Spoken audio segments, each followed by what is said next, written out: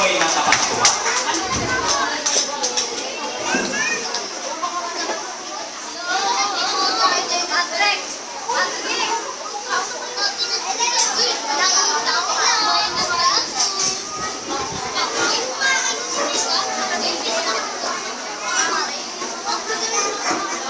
Gusto niyo bang malaman ang isang kwento na nagbago sa buong mundo?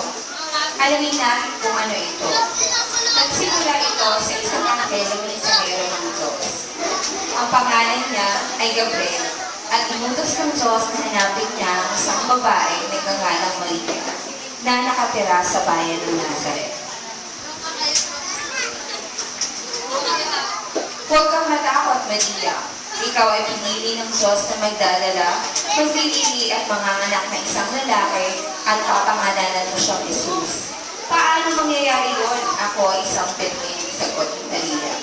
Sinagot siya ng anghel, ang Espiritu Santo ay dumalo sa iyo at ang kapangyarihan ng kataas-taas ng Diyos ay higit ng malagas sa iyo. At dahil doon ang banal na bata ay tatawagin anak ng Diyos. Tunay na ako'y lingkod ng Panginoon.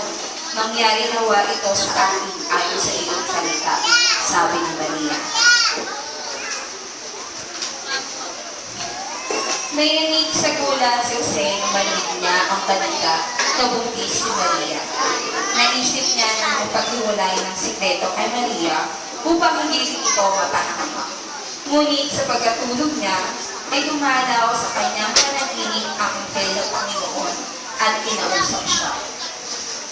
Jose, anak ni David, huwag kang matakot paksalan si Maria dahil ang batang kanyang dinadala ay galing sa banal na Espiritu.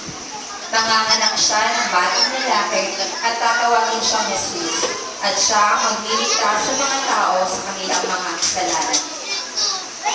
Nagising si Jose at ginawa ang sinabi ng nagdala ng mensahe ng Diyos.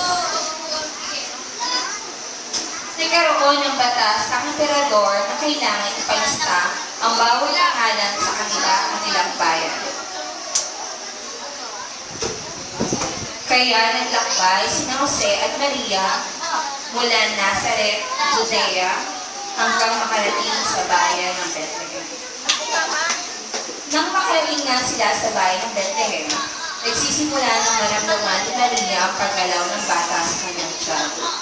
Kaya kailangan na nilang mahanap ng tutuluyan.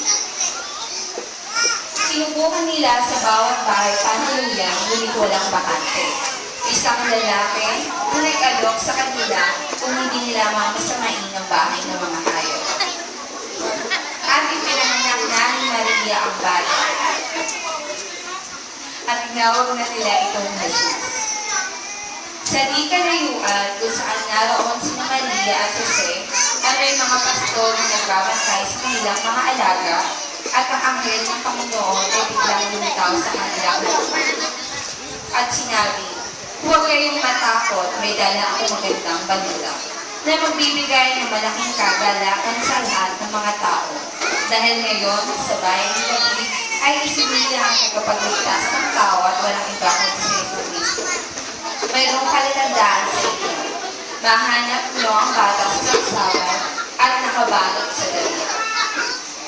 Mga ilang sandali lang ay may narinig sila kakaibang ingay sa labas at nang tignan ito ni Jose ay nakita niya ang tatlong lalaking kantas na papalapit sa saksapan. Inaray ng tatlong kantas ang kanilang mga dalang regalo at sila'y lumuhod at pinuri sa